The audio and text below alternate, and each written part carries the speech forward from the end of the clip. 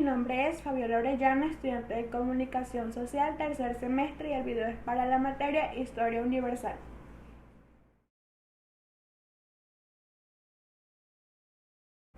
Desde los tiempos del descubrimiento de América hasta la tercera década del siglo XIX se contó la historia del catolicismo en el Nuevo Mundo como una referencia a la historia del cristianismo en América Latina.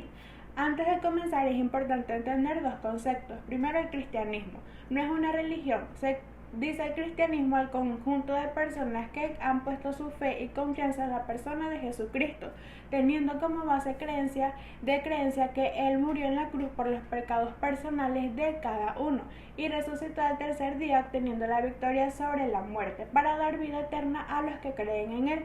Ahora, América Latina es el conjunto de regiones donde se habla la lengua latina, específicamente el español, francés y portugués. Ahora, es importante entender la historia del cristianismo en América Latina debido a que este ha coloreado ha penetrado profundamente en la sociedad, tanto en el arte como en la música, el pensamiento del ser humano, la vida familiar, las fechas del calendario. Todo esto ha sido coloreado por la influencia del cristianismo. Ahora, el cristianismo históricamente en América Latina se desarrolla bajo múltiples facetas de pensamiento, de espiritualidad. Cada una de ellas representa una época determinada y una forma diferente de vivirlo. Teniendo esto en cuenta, entonces paso a explicar la periodización. Comenzamos con la primera época, que es del descubrimiento de América hasta mediados del siglo XVI.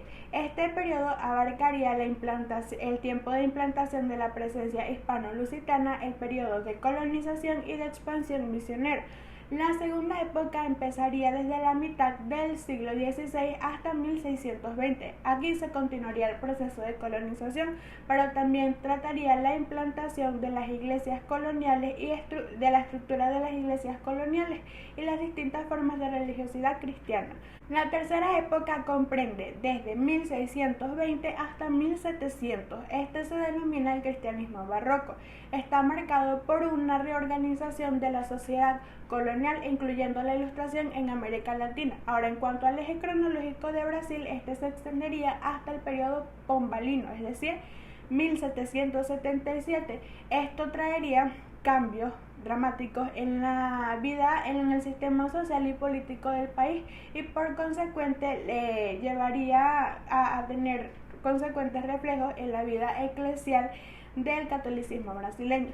La cuarta época entonces abarca desde 1778 hasta 1914. Comprende las crisis del periodo colonial, la reorganización de los estados nacionales en América y las guerras de emancipación. Ocurriría entonces la separación definitiva del cristianismo marcado por una iglesia de tipo patronal y la oligarquía, la época de emancipación de la oligarquía criolla.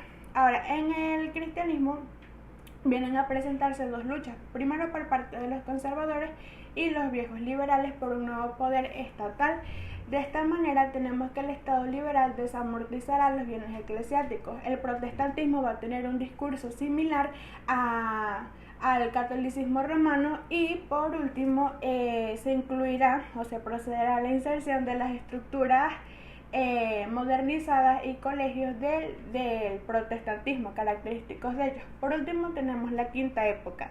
En este abarca el periodo de 1914 hasta la actualidad. Como se puede apreciar, abarca el periodo de las dos grandes guerras.